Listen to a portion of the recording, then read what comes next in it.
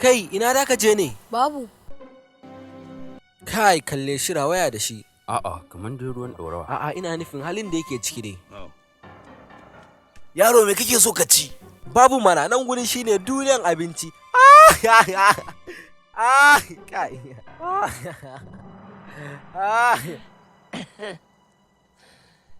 To, daga ina kake? Waye damu? Ba zan iya komawa ba. Aiho, wato kai korarre ne kamar mu, hakan yayi. Me kai ne yaro? Wani abu mummuna, ba na ma son na tuna. To mu ma ai ba mu san mu ji. Haba Timon, ai ya kamata mu yi wani abu. Ba abin da za ku iya, har sai da ku ya canja baya. Haba yaro, abokina Timon ya kasance yana cewa kar ka zama mai yawan tuna bayanka. Ina nufin haka ne? Kai kadiya ko dan ka ceci kanka. Ka gane?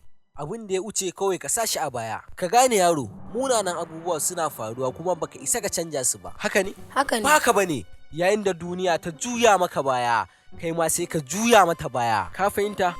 A'a, ni ba haka koya min ba. To kana buƙatar sabon darasi. Ka faɗa bayan na faɗa. Hakuna Matata. Mene? Hakuna Matata yana nufin baka da wani matsala. Hakuna Matata. Suna mai daɗi, mai kyau. Hakuna Matata, gidan Jindadi. Hakuna Matata. Ai takenmu kenan. Me take? Ba komai, to kai me takenka? Ka san me yaro? Waɗannan kalmomi biyu kaɗai sun isa su shafe damuwanka. Wannan haka ne, ɗauki fumba a matsayin misali. Yayi kyau. Na gode. Ni dai kwanciyar hankali nake so. Kama da wane ba wanen ba, kamar na faɗi ban faɗin ba, duniya mai wuyar ganewa, fatan da nake ban daina ba. Tar da yaran na 'yan sara suka. Amin.